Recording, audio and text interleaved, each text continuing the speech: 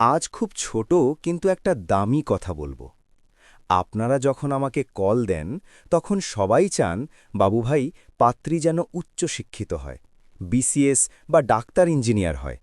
কিন্তু বিয়ের কয়েক মাস পরেই অভিযোগ শুনি মেয়ের চাকরি করা চলবে না, তাকে সারা দিন হ্যাসেলে পড়ে থাকতে হবে।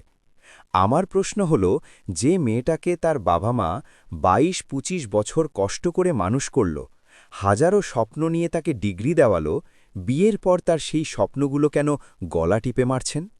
আপনি কি শিক্ষিত পাত্রী চেয়েছিলেন, নাকি একজন বেতন ছাড়া শিক্ষিত কাজের লোক? মনে রাখবেন, একটা শিক্ষিত মেয়ে যখন ঘর এবং বাইর দুটোই সামলায়, সেই সংসারটা অনেক বেশি মজবুত হয়। তার ডানা কাটবেন না, বরং তাকে উড়তে সাহায্য করুন। তবেই দেখবেন আপনার ঘর আলোয় ভরে উঠবে। আমি ঘটক বাবু ভাই। আমি চাই প্রতিটি ঘরে হাসি ফুটুক। ভালো থাকবেন।